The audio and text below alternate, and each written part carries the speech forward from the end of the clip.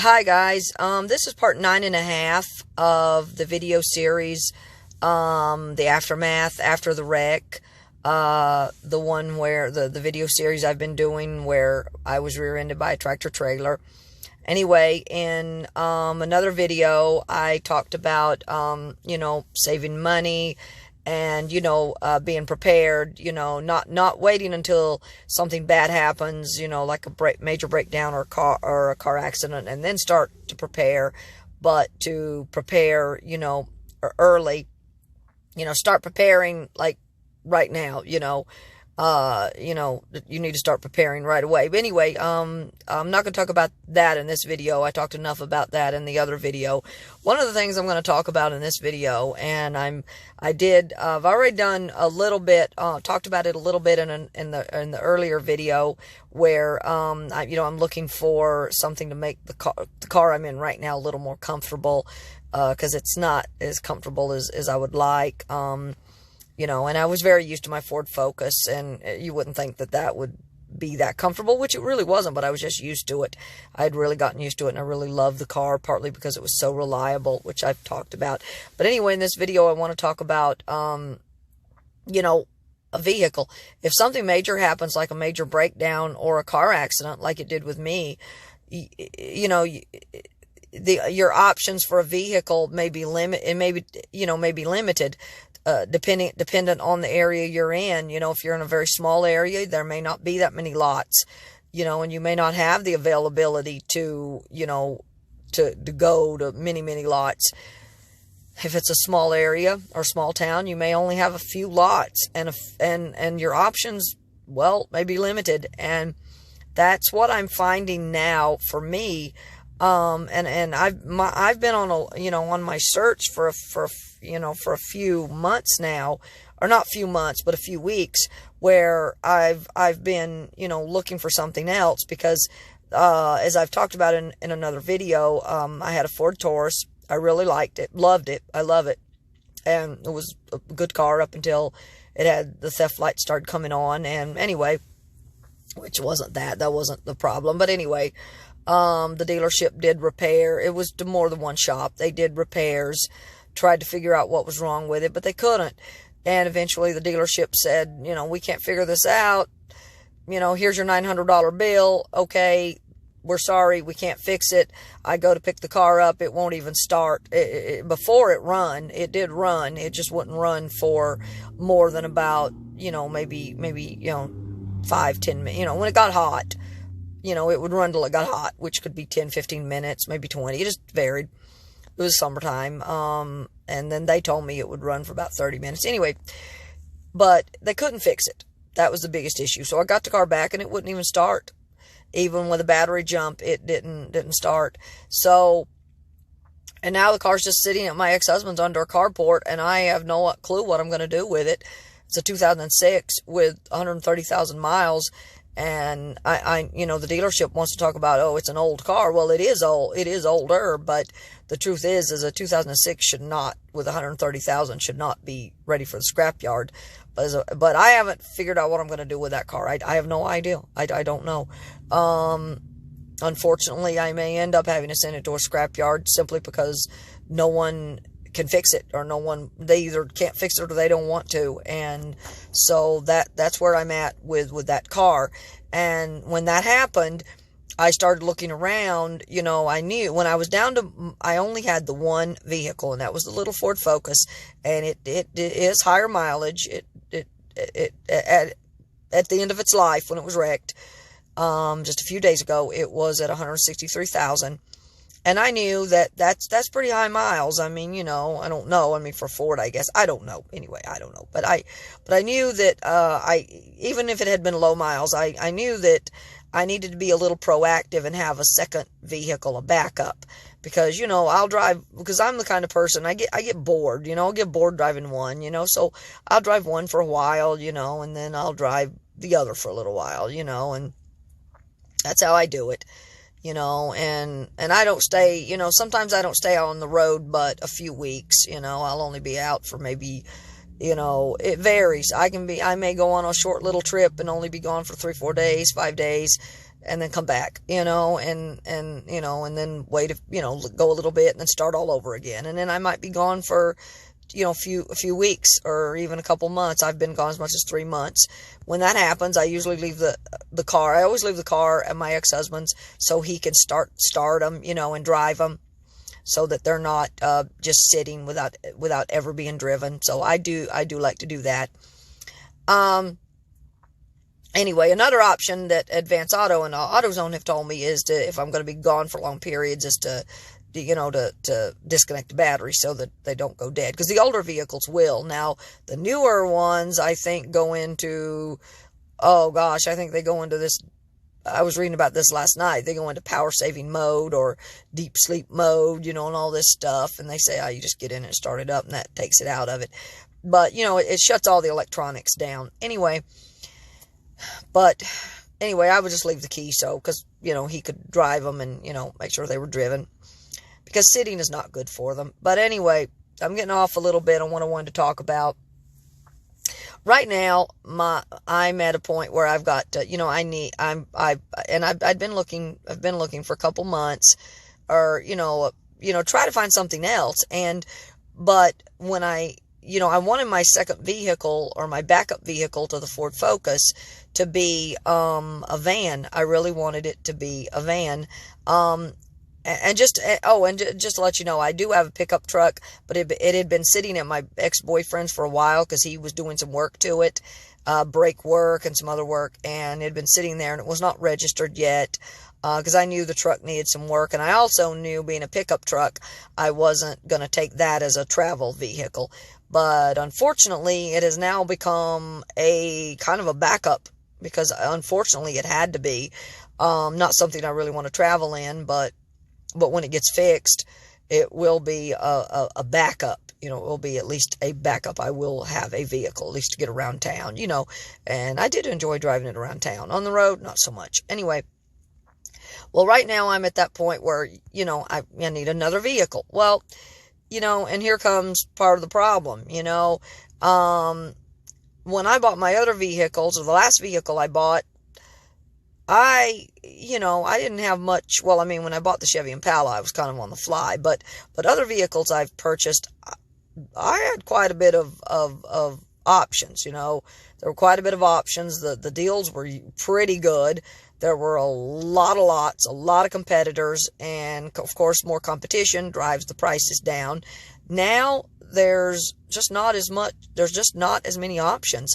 And I've talked about this in another video. A lot of the options that I have found for myself that I'm not too thrilled with, or not too interested in having, are, I've found a lot of northern cars, and I'm not interested in cars that come from up north, because there are a lot of rust issues. And I, living in Michigan for a while, I am well aware of what rust does. Rust just is a cancer.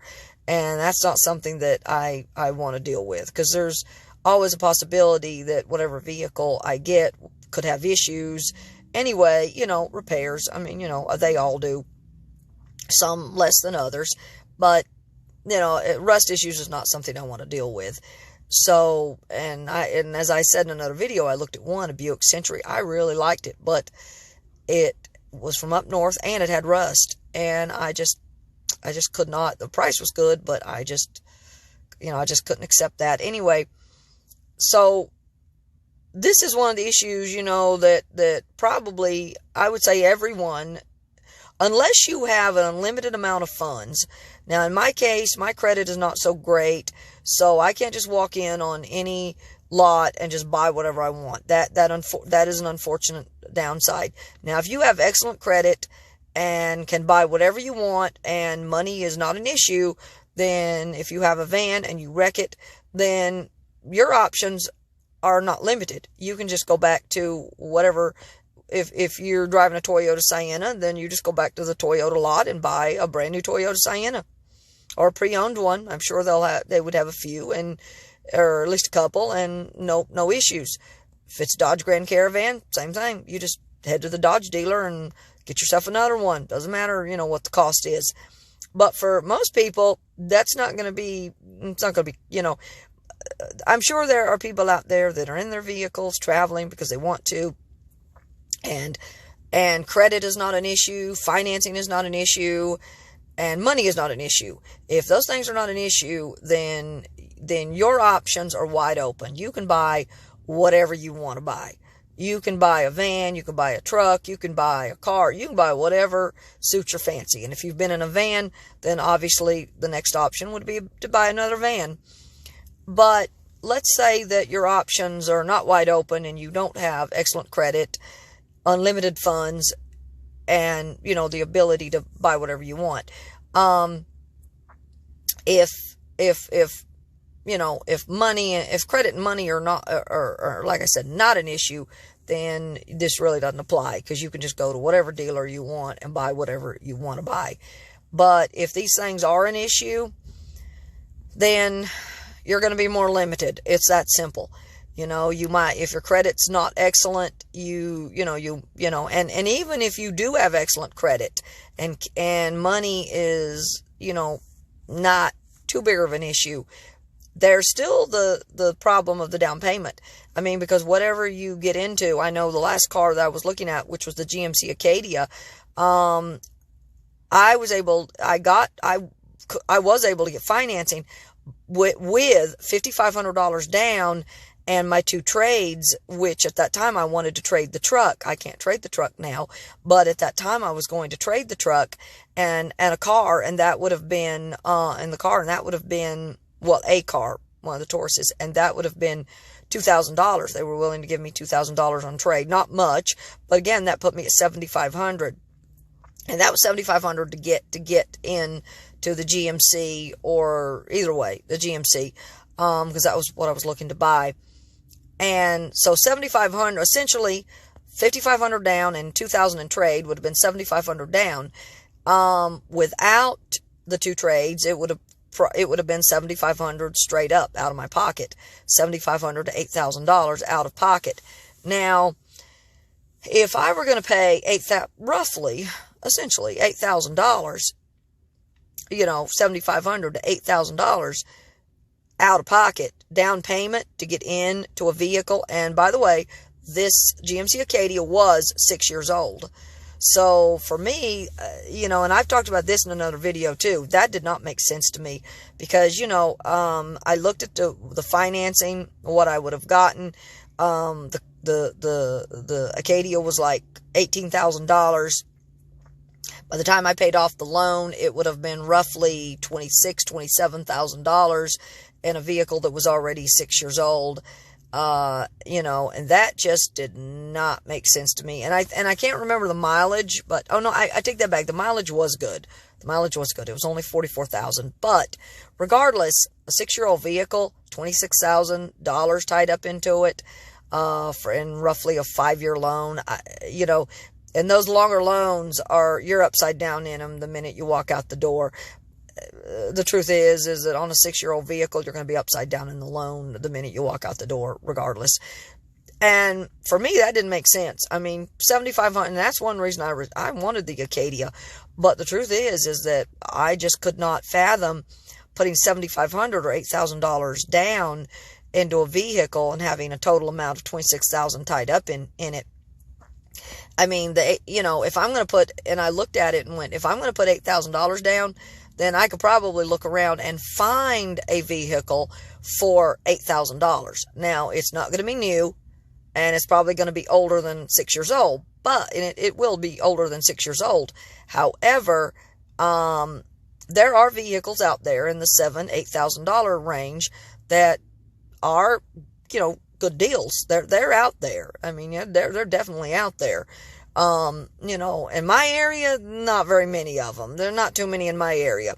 And that's one of the things that kind of stopped me. And that was one of the reasons I went to Charlotte, is because I knew Charlotte had a better selection of vehicles than the area that I'm in. And that's one reason that I was in Charlotte.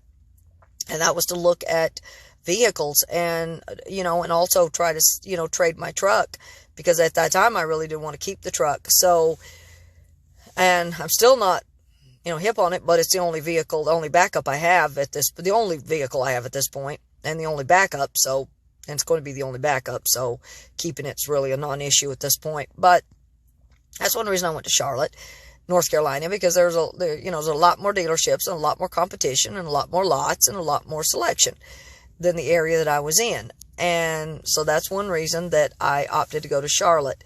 They're also highly competitive, and I've talked about that as well, highly aggressive. One downside I don't like. At the time, I wasn't really hip on driving a long way I did step out of my comfort zone or out of my local area, the local area that I was in, and ended up going to Charlotte because in hopes of, and I've purchased vehicles in Charlotte before, so anyway, and at this particular dealership I was at, I've purchased vehicles, so I'm familiar with them, and I thought, okay, this is an option. But the truth is that when I got to looking at and I do go online, that's where I start my shopping, as I've talked about in other videos. I start my shopping online at cars.com, Car Gurus, Auto Trader, and sometimes I will just Google car lots for a specific area, and it'll give you a whole list of all the car dealers and car lots that are there. Now, because not all of the car lots will put their vehicles on cars.com or Car Gurus. So it does pay to Google, for instance, like in my case, car lots, Charlotte, North Carolina, or car lots, whatever city and town you happen to be in, and get and search them that way too. It is time consuming. It does take some time. It's unfortunate, but car shopping does take some time, and there are not as many options now, and a lot of car lots now don't give you the option of just walking in on a lot and test driving a car straight away. Because of COVID, a lot of them require that you make an appointment, you confirm, you stick to that appointment, and you go in and you test drive at your appointment time. If someone else comes in prior to your appointment and buys the vehicle that you're interested in, well, you're just out, and that's just the way it is. And, and a part of the reason is to try to limit the amount of people that are in the building with COVID. I know a lot of dealers I've talked to, they do require appointments. Some don't, but, most do. A couple of lots I've went to, though, I never really, a couple of lots I went to really they weren't that I don't want to say hands-on, but they weren't, one of the things I've encountered in Charlotte is generally they like to bring you in, you sit down at the salesman's desk, and truthfully, they waste a lot of your time. That was one of the things I did not like. I went in the dealership and I sat down at the desk, and then there's like, okay, I got to go do this or that. I got to go speak to my manager. He'd be gone for 20 minutes. Okay, come back with, go through some of the options I wanted, and then go, I gotta go talk to my, and it's a lot of time wasting. I did find that. I did find at a couple of the lots I went to in Charlotte, there was a lot of time wasting. And then there was a couple other lots I went on, there was not a bit of time wasting. I went on to one dealership lot, a Chevy dealer, and there was no time wasting. I went in, told them what I was looking for. They said, okay, let's go, and I had an appointment with them, though. And then I went, and I told them what I wanted, so they would have the car, cleaned up and ready to be test driven. And then there was a couple other places I stopped at that there was very little sitting at the there was no sitting at the salesman's desk until towards the end, until we sat down and said, okay, do you want to get financing? Let's run the numbers, that kind of thing. So most of that was outside, it was, okay, what car do you want to test drive? And, and a couple of them said, okay, here's the keys, here's a paper, you can go test drive it for 15, 20 minutes, whatever. And I did.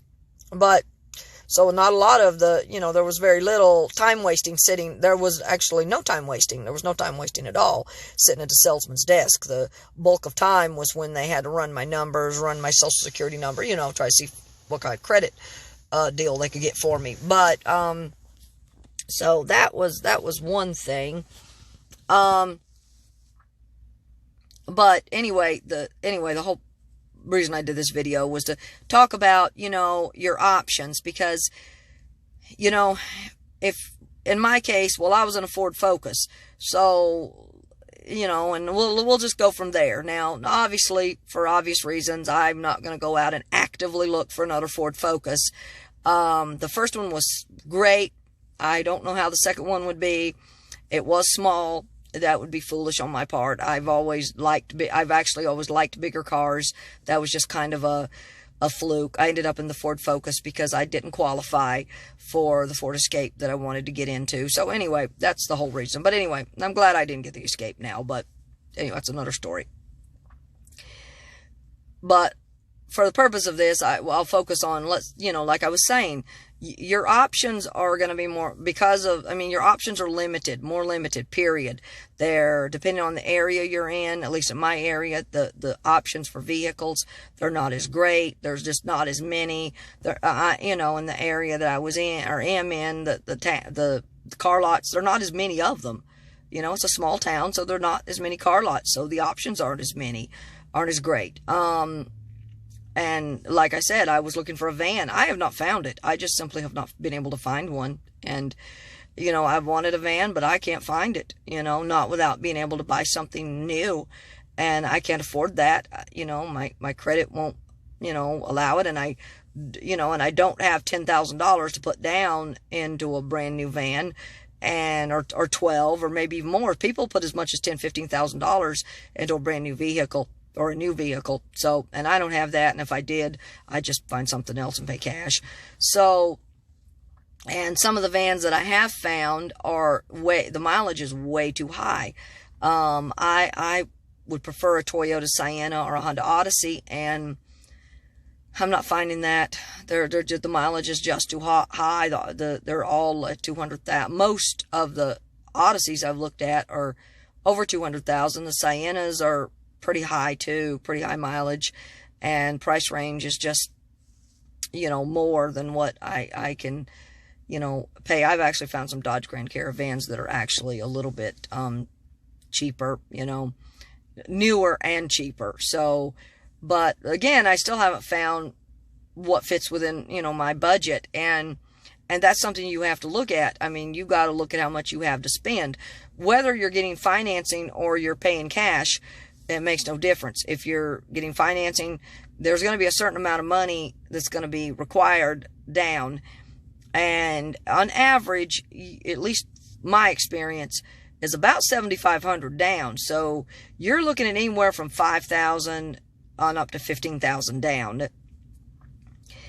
If you're paying cash, it's going to be whatever the price of the vehicle is. If it's $10,000, it's $10,000. If it's $15,000, it's $15,000. And that's what you're going to shell over. And so you're looking at anywhere from 5 to 15 down, or 5 to 15 for a vehicle. That is the bottom line right there.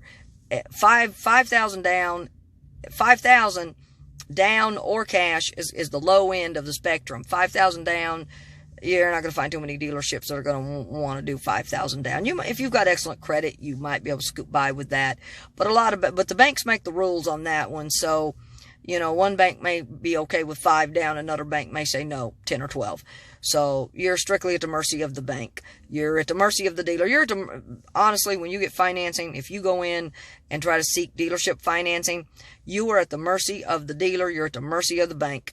You really are. And you really don't have a say. I mean, it's just, they tell you what you're going to pay. I mean, that's what my experience is. It's not a matter of you going in and saying, okay, this is how much money I have to pay.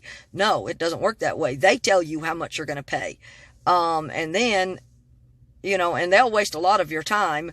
And then at the end of the day, you're like, oh, well, this is just not going to work. And you've already wasted a whole day at a dealership that, and I'm not really sure why they do that. A part of it, I think, is just to wear the customer down. So the customer just wants to leave. So the customer will just agree to whatever. I think that's part of it. They just want you wore down so that you'll agree to whatever terms that they put forth. You're tired, you're hungry, you want to go home, you want to leave. So you just agree to whatever terms that you just agree to whatever terms and that they set forth. They may not be good terms, and you may realize you've made a terrible mistake a week later or a month later, but that's too late then. You're stuck. So that's one of the things I believe that some of the dealerships, at least in some areas, Charlotte, North Carolina is absolutely notorious for this. But, anyways, from a cash standpoint, because that's originally when I went in, I was looking at a Hyundai Sonata, and I was looking from a cash standpoint. And from a cash standpoint, I wouldn't have had all that time. I wouldn't have had near as much time wasting. I simply would have went in, if I had decided I wanted the Sonata, I would have went in, I would have said, yep, that's the car I want. They would have pulled it out front. I would have wrote them a check, or put it on a card. I don't remember. I mean, some will even take it right off a credit card if you've got it. And I would have been on my way. I would have been on my way. But mind you, the car I was in, of course, I was in my Focus, so I wasn't trading that. But either way, they would have just parked it we would have just parked it over to the side. I've done it before with this dealership, so I know how it works. I would just park mine over to the side and came back later with a friend and got mine. But I'd have been on my way within about an hour. Or maybe a couple hours. They do still like to do a little bit of time wasting, but it was a good deal. But anyway, just like I said, I just ended up rejecting it because the trunk wasn't quite big enough. But anyway, from a financing standpoint, you like I said, you are at the mercy of the dealership. Now, if you go in with cash, you're not so much at the mercy of the dealership. You go in with the amount of money that you've got to spend, and let's say that's $10,000. If you walk in with $10,000, that's what that's your capping point, and you know that whatever you buy is going to have to be a little bit less. You know how much you have. And I'm just throwing that out there, $10,000. I mean, because you can buy decent vehicles in the $10,000 range. There is absolutely no reason not to. Now, again, depending on the area that you're in, your options may be more limited. And of course, and that brings me to the point, if let's say you're in a van and you're in a major accident or a major breakdown and your options are limited, you may not have the option of moving, you may not have the option of getting in another van. You may just need a vehicle, and it might be a pickup truck, or it might be an SUV, or it might just be straight up a car. And then if it is a smaller vehicle than what you were in, like a van, because even if you move from a van to an SUV, there's a step down. You're not going to fit the amount of stuff into an SUV that you did the van. Then you've got that whole problem. You got a whole other problem, a whole other issue. You now have to figure out how you're going to outfit the SUV or the truck or the car that you've had to downsize, if you will, into. Because let's say you're in a van, you're going to be downsizing. You may have to downsize. And if you have to downsize, now you've got the whole problem of all that stuff that was in your van, because most of that stuff's not going to fit into the new vehicle. It's just not. So your bedding, now, of course, it may, of course, a truck, you're probably not going to go to a truck. I mean, because you could probably find a van. So you probably wouldn't have to go from a van to a truck. You could probably go from van to a van. But then again, who knows? So, some of it, like now, if you go from a van to a pickup truck, and if it's a pickup truck with a canopy, now I'm saying with a canopy, you can move probably your bedding from that to that. If you don't have a canopy, then, and you do pick, I know a few. I've watched some videos of people that did pick a pickup truck and ended up having to put a canopy on. But a canopy's like an extra $1,500, so it's unless you've already got the pickup truck. Like in my case, I already have the pickup truck, and so that I was looking into possibly putting a canopy on it.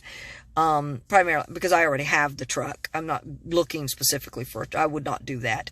But anyway, if you have to downsize, there's a lot of stuff you're going to have to get rid of. Even your bedding, you may have to break down your bedding. There may be a lot of stuff that you're going to have to, break down and get rid of. Of course, there's the option of, putting it in storage, but that all depends on where you're at and how far from home you are. If you live in Georgia and you're halfway across the country in Texas, you're probably not going to want to put your stuff into storage. So there's a whole other, I mean, after, like in my case, after the major accident, after a major breakdown, you still have, and you find another vehicle, if you have to downsize, you have all this whole other issue of what to do with all the stuff that, let's say you're in a van, what to do with all that stuff. Because if you downsize, if you go to a different vehicle, you may not be able to put it in that vehicle. Now, if you go from a van to a van, you should be able to make it work. I mean, van to van, you should be able to make it work. Even, you may have to make some modifications, but you should be able to make it work. But if you go from a van to a truck, or a van to a car, or a van to an SUV, most of what's in the van won't work, or at least a lot of it won't work. Some of it won't work. And you're left with the whole issue of, you've got a whole new vehicle. So that means you've got to outfit the whole new vehicle with, to make it comfortable for car camping, traveling, living in, what have you. And all that stuff that was in your other vehicle, your van, whatever, may not fit. And if it doesn't fit, then you've got to get rid of it. You've either got to get rid of it, give it away. You got to get rid of it. You got to get rid of it or put it in storage. Now, depending on how well you've outfitted it and how, depending on how well you've outfitted it, and dependent on whether you may not want to go back and have to redo it, you may want to just be able to pull it out and, have it for when you are able to get a van, then you may decide that it pays to just take it down, find a storage unit, put it in storage until you find another vehicle that's till you find another van. But for some people, that's not going to may not be an option. If they're a long, long, long, long way from home, it may not be an option. Their options may be, just getting rid of it and then and then down the road starting over again.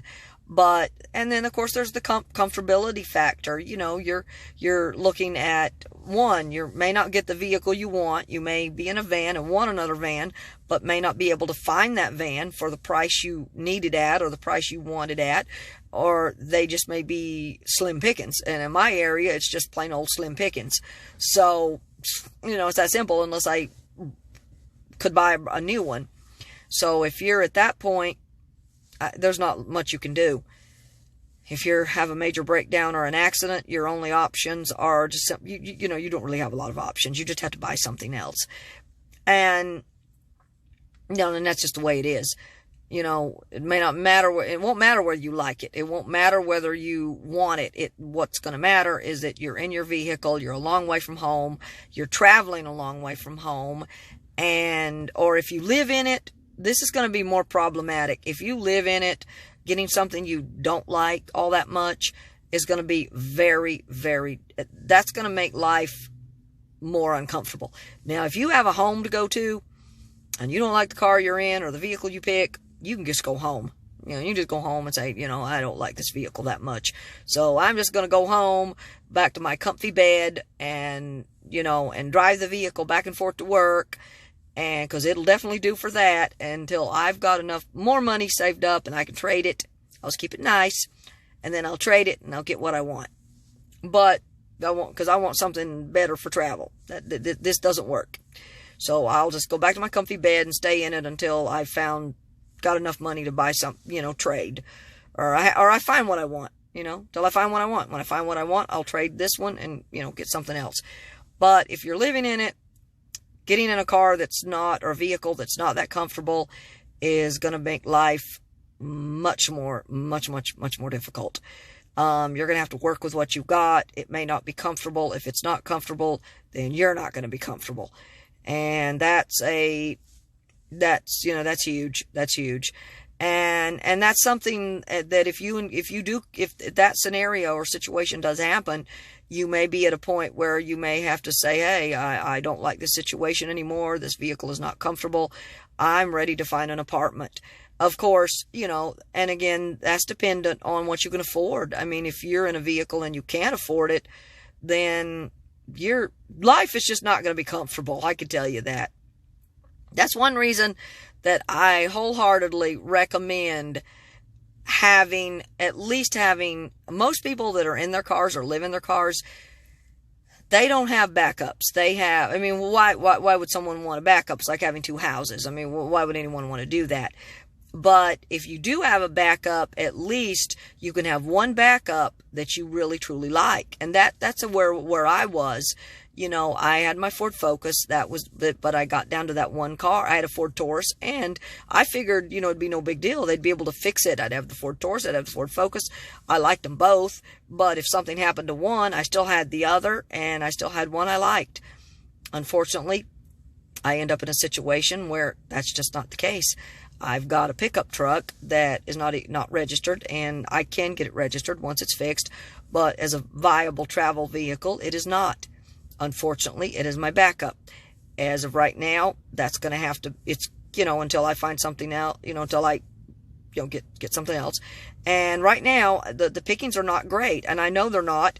And in fact, I have an appointment today, and I'm going to go back, and I'm just going to say, hey, I got to buy something. It doesn't matter whether I like it or not. And that's kind of where I was. And the one vehicle that, there is one vehicle that I did test drive. I really, really liked it.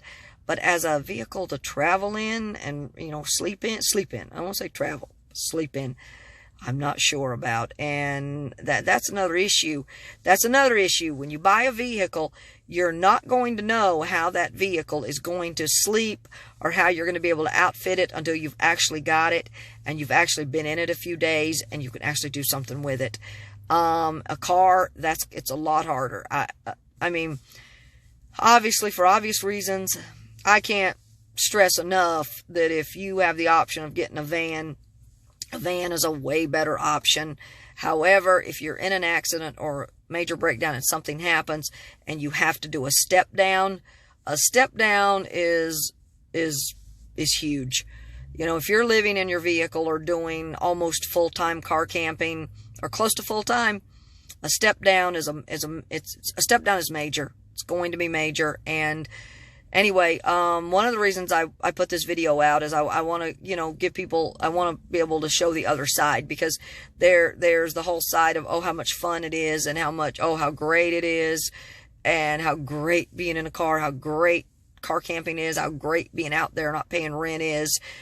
And don't get me wrong, those things are great. It's great not to have a rent payment, although I do have a small rent payment at the boat I live on, but not excessive like an apartment. So, I mean, I still have a place to live, but don't have the huge rent payment. And I have the second, the other house that I just have a hard time. Mine and my ex-husband's, which I really can't share with him. I can a little bit though. I can some. So that's halfway doable. It's halfway doable. In a pinch, it's doable. Anyway, not overly doable though, but just a little. Anyway, so I put this video out because I want everyone to see, there are downsides. There's a lot of upsides, but there are downsides too. And the downsides can be more problematic than, if you were in a home, definitely. Insurmountable? No, absolutely not. It just depends on the person. It depends on what they can, there's a lot of factors. It depends, are you a woman?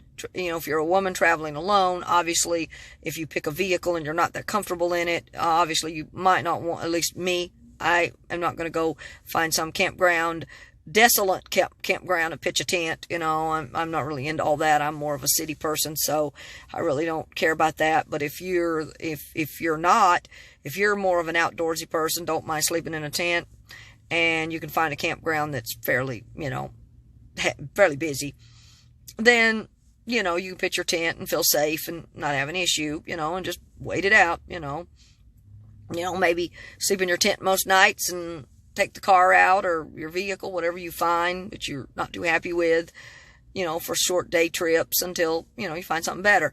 But anyway, the whole purpose of this was to show there are upsides and there are downsides.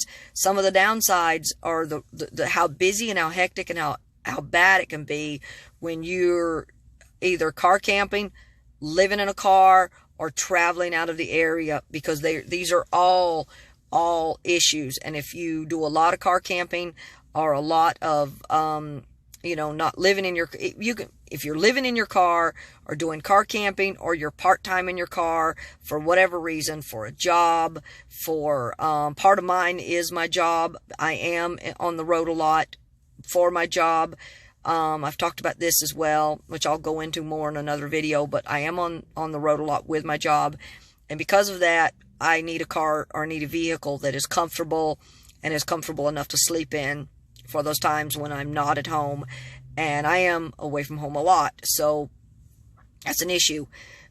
Finding something, there's a lot that goes into it. It's just, there's so much. In my case, after the accident, I have been going nonstop for over a week and really haven't had a chance to slow down or even breathe because of everything that has happened. And I am having some back now. It's been a few days after the accident, and I am having back pain, and I am having problems because of the accident, and that's something else. I was rear-ended by a tractor trailer. God forbid you're 1,000 miles from home and you are severely injured. That's another big one. That's another big one that really has to be factored in.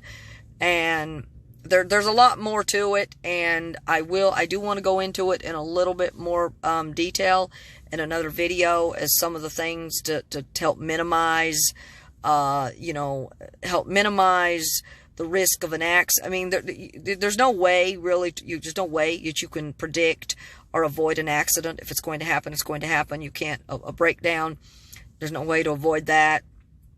And by far, a breakdown is far more preferable to an accident, believe me, far more. At least, I mean, I could have at least kept my wits about me. I mean, the car I would have gotten an Uber to a local dealership, and the car, I had the car towed, and then I would have went to a motel, and more than likely they would have been able to fix it. If it turned out they couldn't, then I would have had to went to the next step. But an accident really just messes everything up. At least with a breakdown, you're going to be a little out of it, maybe a bit, but you know what has to be done. Either the vehicle has to be fixed, or you've got to find something else. And if you're smart and you have planned and you have the finances, then you also know how much you can spend. But anyway, I am getting close to that 45-minute mark, and I don't really want to let this video go over that. But anyway, this video was to show the upsides and the downsides. And as I previously said, there are plenty of upsides. I've been traveling a long, long time. I've loved every minute of it. I especially love the photography. For me, there really haven't been any downsides. Sure, I've had a couple of instances on the road where, my car had to stay in the shop overnight, and I had to stay in a motel, or it had to stay there a couple days, and I had to stay in a motel, or I had to get a rental car for a couple days. Usually the last couple times it's happened, I didn't even bother with a rental car. I said, screw that. I'm just going to go to, I would just have someone from the dealership shuttle take me to a motel, and that's what I did. Because it was just simpler. I figured, what the heck, just do it that way. Motel makes it easier. And I got a bed, and a shower, and all that good stuff. So, and it's just as cheap, or almost as cheap. But with the accident, it has been way more hectic. I mean, of course, I did get back to the area where my ex-husband lives, so I do have some support. If you're out there on your own with no support, it's going to be even harder. And in some ways, I almost think that, and I did post this on one of my forums. In some ways, it would have been it would have been no harder in some ways.